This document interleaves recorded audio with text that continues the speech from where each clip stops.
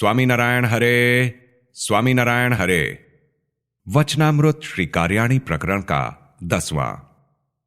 तब से भगवान की प्रसन्नता। संवत 1877 में कार्तिक शुक्ला दशमी बुधवार 15 नवंबर 1820 को रात्रि के समय स्वामी श्री सहजानंद जी महाराज श्री कार्याणी ग्राम स्थित वस्ता खाचर के राजभवन में पूर्वी द्वार के कमरे में विराजमान थे।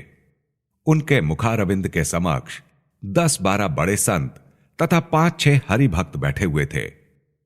श्री जी महाराज को कुछ ज्वर था। वे अंगीठी रखकर ताप रहे थे।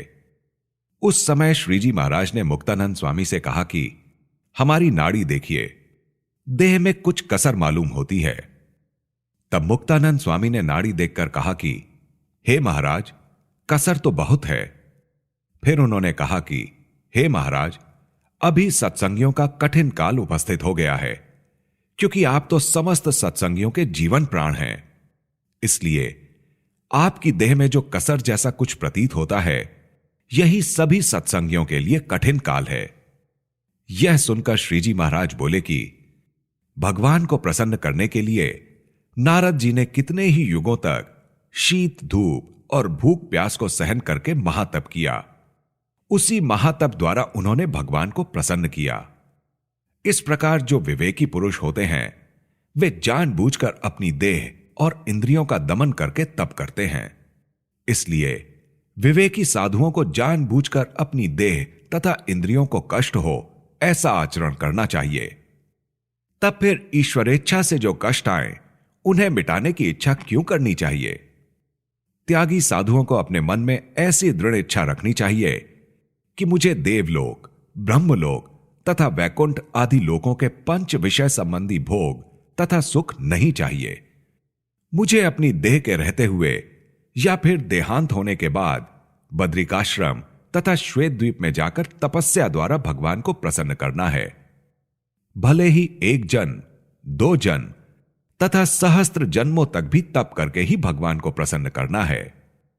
वास्तव में जीव का कल्याण इतनी ही बात में है कि प्रकट प्रमाण श्री कृष्ण नारायण के द्वारा ही किया हुआ सब कुछ होता है, किंतु काल, कर्म और माया आदि का किया हुआ कुछ नहीं होता। इस प्रकार भगवान में सर्वकर्तापन मानना यही एक मोक्ष का परम हेतु है। तथा तप करना सो तो भगवान की प्रसन्नता के उद्देश्य से ही करना है। और उस तप में भी राधिका जी तथा लक्ष्मी जी जिस प्रकार भगवान में प्रेम लक्षणा भक्ति द्वारा भाव रखती हैं, वैसा ही भाव रखना चाहिए। और यदि कोई तप ना कर सके परंतु भगवान को ही सर्वकर्ता समझे, तो भी वह जीव जन्म मरण के दुखों से मुक्त हो जाता है। फिर भी तप किए बिना उस जीव पर भगवान की प्रसन्नता नहीं होती। और जो मनुष्य भगवान को ही सर्वकर्ता हर्ता नहीं मानता, उससे बड़ा कोई दूसरा पापी नहीं है। उसे गौहत्या, ब्रह्महत्या, गुरु स्त्री संग तथा ब्रह्मवेत्ता सद्गुरु का द्रोह करने वाले पुरुष की भी अपेक्षा घोर पापी समझना चाहिए, क्योंकि वह भगवान को कर्ता ना मानकर काल कर्मादि को कर्ता समझता है।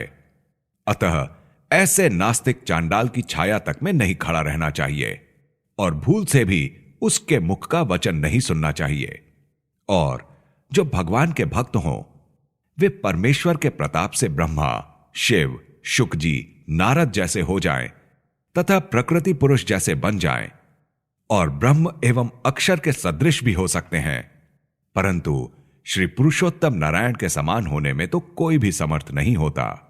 अतएव जिसके संग से तथा जिन शास्त्रों के श्रवण से भगवान की उपासना का खंडन होता हो तथा स्वामी सेवक भाव मिट जाता हो, वैसे संग तथा शास्त्रों का श्वपच अर्थात चांडाल की भांति तुरंत त्याग कर देना। तत्पश्चात मुक्तानंद स्वामी ने पूछा, हे महाराज, जो भक्त सुंदर वस्त्रों, अलंकारों तथा नाना प्रकार के भोजन और अन्य वस्तुओं द्वारा भगवान की सेवा करता है, वह भी भगवान को प्रसन्न करना चाहता है। परंतु आप तो ऐसा कहते हैं कि भगवान तप द्वारा ही प्रसन्न होते हैं। यदि वह बिना तप किए ही ऐसी सेवा द्वारा भगवान को प्रसन्न करने का प्रयास करता है, तो उसमें क्या बात है?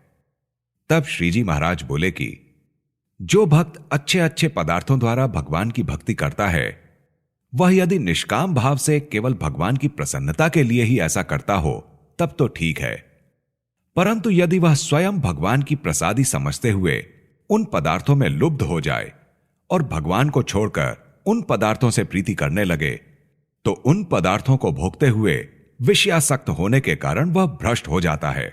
यही बाधा आती है। अतएव त्यागी भक्त को तो भगवान को ही सर्वकर्ता समझकर तप द्वारा ही परमेश्वर को प्रसन्न करना तथा राधिका जी और लक्ष्मी जी की तरह प्रेम लक्षणा भक्ति द्वारा भगवान का भजन करना चाहिए। यही हमारा सिद्धांत है। फिर ब्रह्मानंद स्वामी ने पूछा कि हे महाराज, आप हमें वह उपाय बताइए जिससे इस लोक तथा परलोक में हमारा कल्याण हो जाए। तब श्रीजी महाराज बोले, यह जो हमारा सिद्धांत है वही इस लोक तथा परलोक में परम सुख का हेतु है। फिर गोपालानंद स्वामी ने पूछा, हे महाराज, त्याग तथा तप करने की मन में चाहत तो होती है, किंतु त्याग या तप करते समय बीच में ही कोई विघ्न आ पड़े तो उसके लिए क्या करना चाहिए? तब श्रीजी महाराज बोले कि जिसे जिस बात की सच्ची चाहत रहती है उसके सामने यदि बीच में ही हजारों विघ्न उपस्थित हों तो भी वह इन विघ्नों के रोकने से नहीं रुकता। वही उसकी सच्ची चाहत है, ऐसा समझें। देखिए ना, हम पिछले 21 वर्षों से श्री रामानंद स्वामी के सानिध्य में आए हैं। यहां नाना प्रकार के वस्त्र, अलंकार और खान पान इत्यादि द्वारा सेवा करने वाले असंख्य भक्त मिले हैं, परंतु हमारा मन किसी भी पदार्थ में आकृष्ट नहीं हुआ। ऐसा इसलिए कि हमें त्याग करने की चाहत बनी हुई है। और इस संसार में कितनी ही विधवा स्त्रियां हैं जो अपने पतियों की मृत्यु पर फूट फूट कर रुदन ही करती रहती हैं, तथा कितनी ऐसी स्त्रियां भी हैं जो अपने पति का भी त्याग करके भगवान का भजन करती रहती हैं। और कितने मूर्ख लोग हैं जो अपनी स्त्रियों के मर जाने पर रोते रहते हैं और दूसरी स्त्रियों को पाने के लिए दौड़ धूप किया करते हैं। किंतु कितने ही ऐसे वैराग्यवान पुरुष हैं जो अपनी पत्नी का भी परित्याग करके परमेश्वर का भजन करते रहते हैं। इस प्रकार सबकी चाहत भिन्न भिन्न प्रकार की है और हमारी तो यही चाहत है और यही सिद्धांत है कि तप द्वारा भगवान को प्रसन्न करना तथा भगवान को ही सबके कर्ता हर्ता जानकर स्वामी सेवक भाव से उन परमेश्वर की भक्ति करना तथा भगवान की उपासना को किसी भी प्रकार से खंडित नहीं होने देना। अतः आप सब भी हमारे इन वचनों को परम सिद्धांत के रूप में मानिएगा। इति वचनामृतम।